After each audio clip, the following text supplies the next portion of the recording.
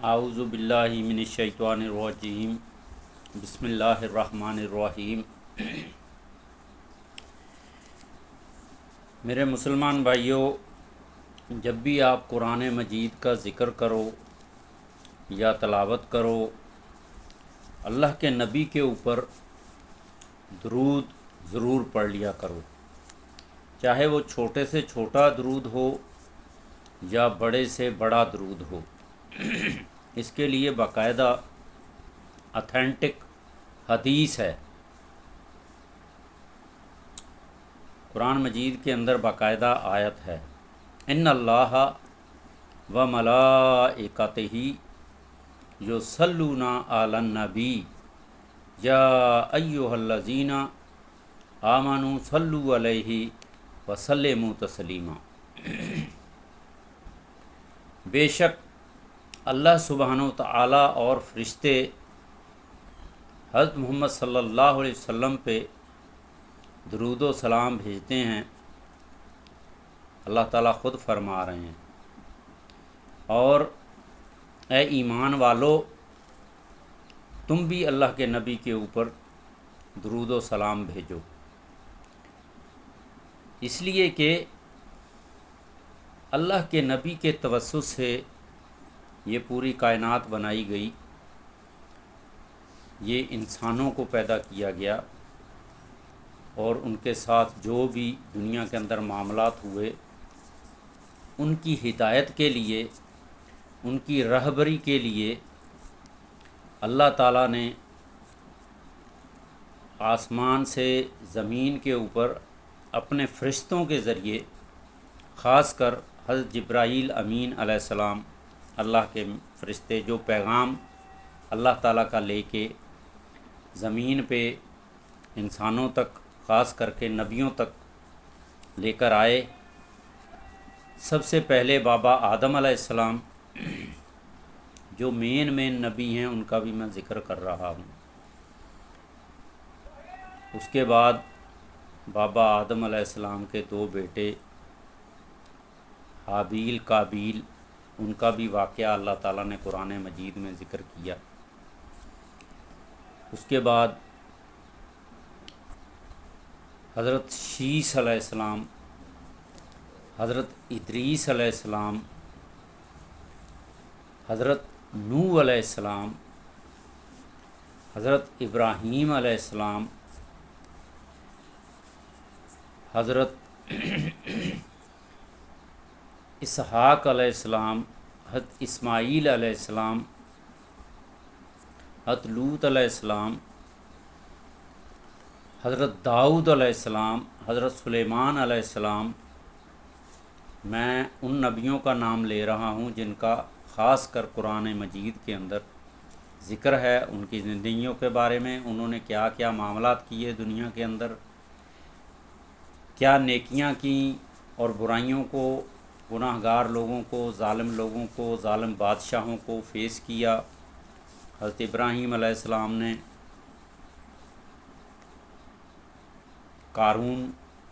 بلکہ نمرود کو فیس کیا۔ اس کے علاوہ بہت ظالم بڑے بادشاہ قارون گزرے ہیں، اس کے علاوہ فرعون گزرے ہیں۔ تو ان سب کو نبیوں نے فیس کیا، اور اللہ تعالیٰ کا پیغام ان ظالم لوگوں کے اوپر، ان تک پہنچایا۔ اللہ تعالیٰ کا پیغام اللہ تعالیٰ نے اپنے فرشتوں کے ذریعے ان تک پہنچایا۔ حضرت یوسف علیہ السلام، حضرت یعقوب علیہ السلام کے بیٹے، اس کے بعد ان میں سے 11 بیٹے تھے، بنیامین کا بھی ذکر ہے۔ حضرت یعقوب علیہ السلام، حضرت ایوب علیہ السلام، حضرت موسیٰ علیہ السلام، حضرت عیسیٰ علیہ السلام، حضرت داؤد علیہ السلام کے بیٹے حضرت سلیمان علیہ السلام۔ ان تمام انبیاء علیہ الصلاۃ والسلام کا قرآن مجید میں ذکر ہے۔ تو اللہ تعالیٰ نے اپنی کتابیں بھی گزاریں جن کا ذکر بھی ہے قرآن مجید فرقان حمید میں۔ کچھ صحیفے اتارے، اس کے بعد کتابیں ہیں۔ حضرت زبور حضرت داؤد علیہ السلام کے اوپر اتری، توریت حضرت موسیٰ علیہ السلام پہ اتری، انجیل حضرت عیسیٰ علیہ السلام پہ اتری، اس وقت کی قوموں نے، وقت کے لوگوں نے ان کے اندر بڑا رد و بدل کر دیا۔ کچھ نے نبیوں کو مانا، ان کے تحت، ان کے مطابق، ان کے جو بھی اطاعت کے مطابق زندگی گزاری، اور کچھ نے شیطان والی زندگی گزاری۔ تو اس تمام انبیاء علیہ الصلاۃ والسلام کا ذکر آخری کتاب قرآن مجید ہے، جو حضرت محمد صلی اللہ علیہ وآلہ وسلم کے اوپر اتری۔ اس کے اندر اللہ سبحانہ و تعالیٰ نے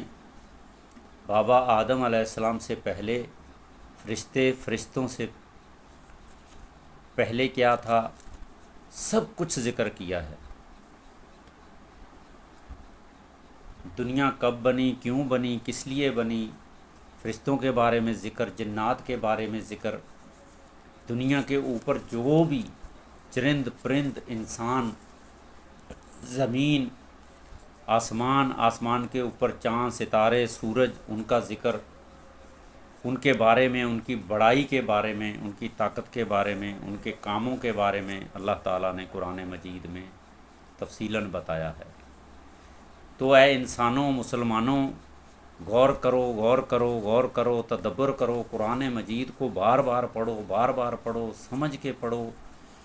خود بھی عمل کرو، اپنے بچوں کو سکھاؤ۔ اللہ تعالیٰ کی کائنات اتنی بڑی ہے، اتنی بڑی ہے، اتنی بڑی ہے کہ سمجھ لیں کہ انسان کے ذہن میں، انسان کی نالج میں بڑی مشکل سے اس کا ایک حصہ ہے، باقی 70 حصے ہیں۔ اتنی بڑی ہے، اللہ تعالیٰ نے ایک حصہ عقل دی ہے، جو اللہ تعالیٰ کی کائنات کو سمجھنے کے لیے۔ سمندر کے اندر کی مخلوقات ہیں، اس کے بارے میں ذکر ہے قرآن کے اندر، پہاڑ، ٹھیک ہے، اس کے بعد موت کا ذکر ہے، موت کے بعد کی جو زندگی ہے، جو ہمیشہ ہمیشہ والی زندگی ہے، اس کے بارے میں اللہ تعالیٰ نے قرآن مجید میں ذکر کیا ہے۔ لیکن میں جو آپ کے سامنے یہ 2 آیات پڑھ رہا ہوں، سورہ بقرہ کی آیت نمبر 26 اور 27،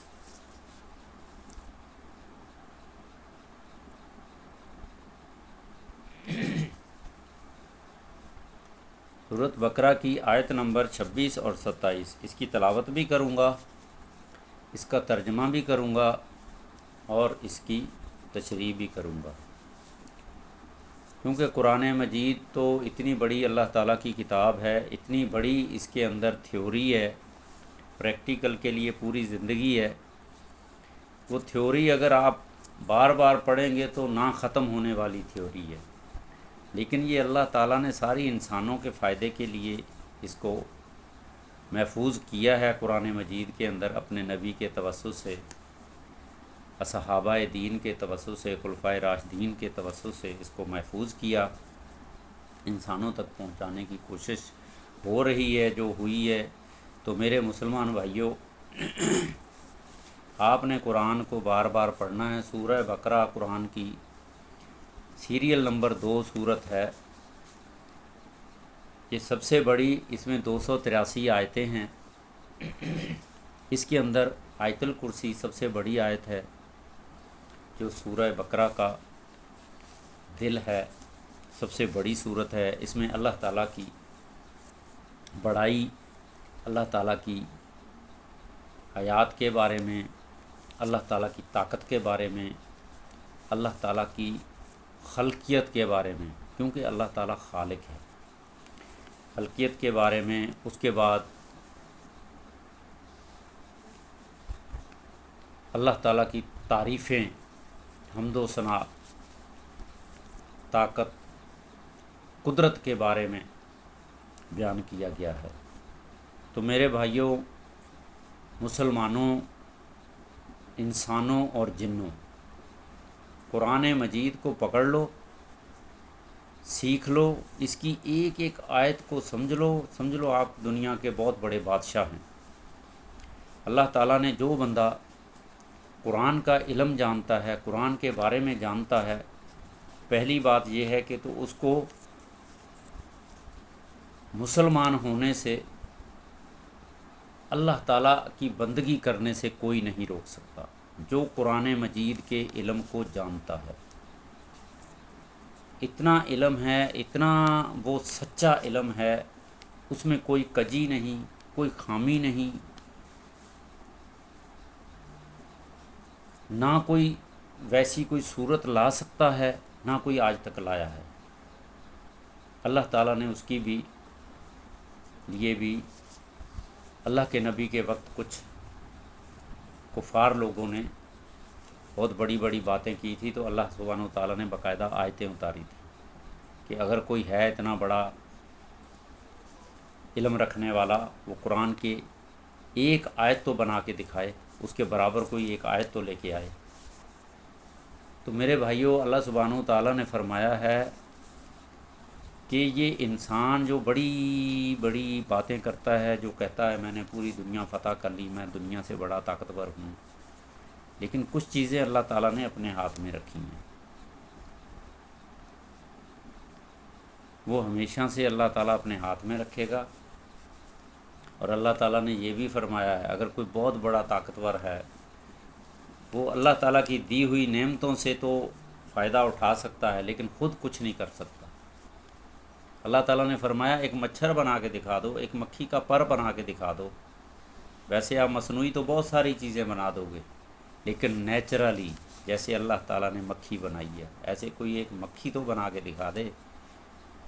جیسے وہ آتی ہے، کھانا کھاتی ہے، سونگتی ہے، یہ وہ ہیں، اس کی آواز، اس کی سوچ، وہ کیا کہتی ہے، کیا بولتی ہے، اس کے بارے میں انسان کو کچھ بھی نہیں پتہ،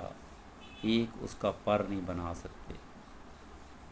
تو اتنی بڑی بڑی باتیں کرنے کی ضرورت نہیں ہے، اللہ تعالیٰ کے احکامات کے مطابق زندگی گزارنی ہے۔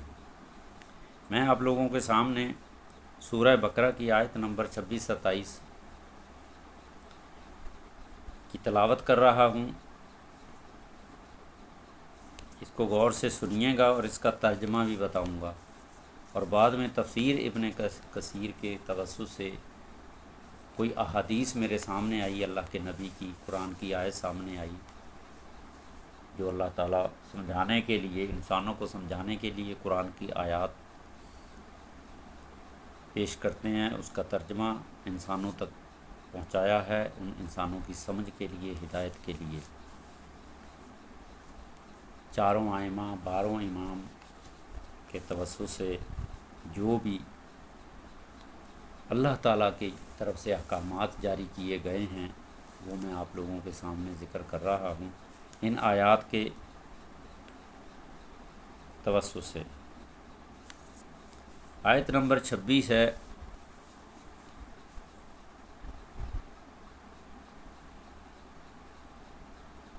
ان اللہ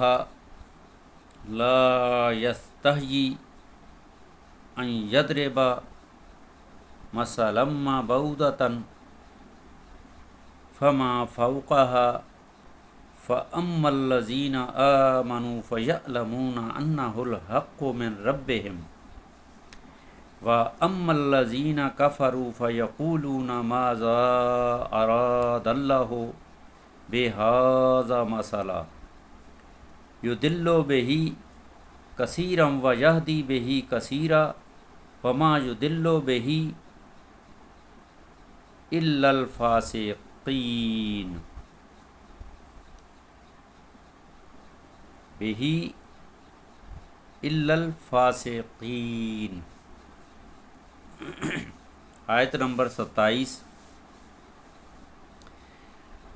الذین ینقضون عہد اللہ من بعد میثاقہ ویقطعون ما امر اللہ بہ ان یوصل ویفسدون فی الارض اولئک ھم الخاسرون۔ آیت نمبر 26 کا ترجمہ ہے، بے شک اللہ سبحانہ و تعالیٰ اس بات سے نہیں شرماتا کہ مثال بیان کرے،